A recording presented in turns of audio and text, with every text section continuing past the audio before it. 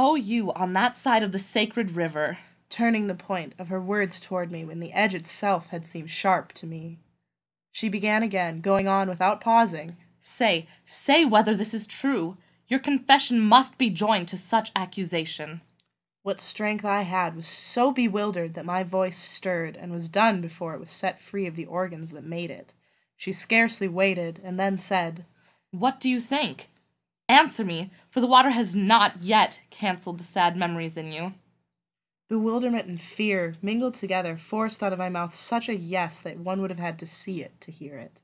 As a crossbow, when it is drawn too far, breaks both the cord and the bow, so that the shaft strikes the target with less power, so I broke under that heavy burden, with tears and sighs out of me pouring, and my voice collapsed as it was leaving. At that she said to me, In your desires of me, which to the love of that good were leading you, beyond which there's nothing to aspire to, what ditches dug across the way or chains did you come to that forced you to abandon any hope that you had of going on? And what attractions or advantages were visible on the brows of the others, so that you had no choice but to loiter there?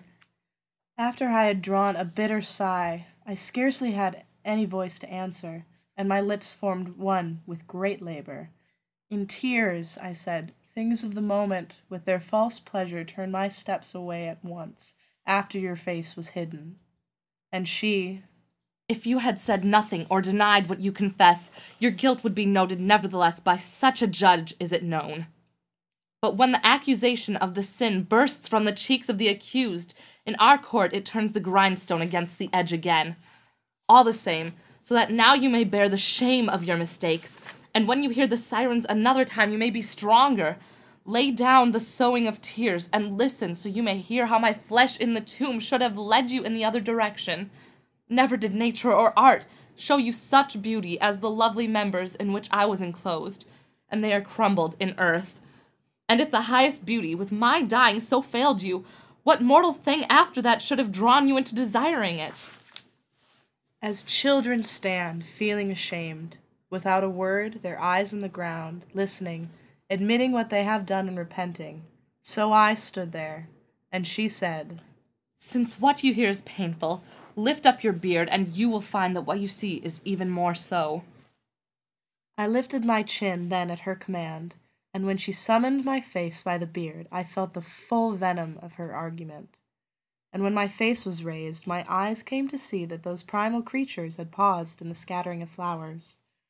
Under her veil and across the stream, it seemed to me she surpassed her former self even more than she surpassed the others when she was here. The nettle of remorse so stung me there that whatever, among all others, had most bent me to love it, I hated worst. Such recognition ate at my heart that I fell overcome, and what I became then she knows who was the reason for it. Then, when my heart gave my outward sense again to me, I saw the lady I had found alone above me, and she said, "Hold me, hold me." She had drawn me into the river, up to my throat, and pulling me after her she was moving, light as a shuttle, over the water. When I was near the blessed shore I heard "Purge me" chanted so sweetly that it cannot be written or even remembered. The beautiful lady opened her arms, embraced my head, and drew me under so that I had to swallow the water.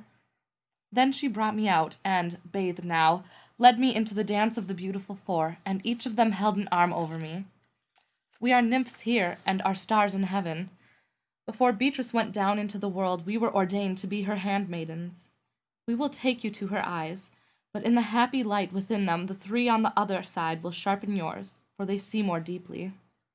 So they began to sing, and they drew me with them to the breast of the griffin, where Beatrice stood, turned in our direction, and said, Be careful not to look away now. We have brought you before the emeralds, from which love shot his arrows once at you. 1,000 desires, hotter than a flame, held my eyes on those shining eyes that were fixed on the griffin the whole time.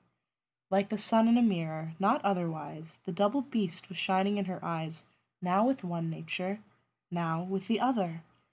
Think, reader, whether I marveled, seeing the object remain still in itself, and only the image of it changing, while my soul, full of amazement and joy, was tasting that nourishment which always is enough, and for which one remains hungry, the other three, who by their bearing showed their higher order, came dancing forward to the angelic measure of their feet that followed. Turn, Beatrice, turn your holy eyes, they were saying, to your faithful one who has traveled so many steps to see you. Out of your grace, grace us by unveiling your mouth to him, so that he may perceive the second beauty which you are concealing.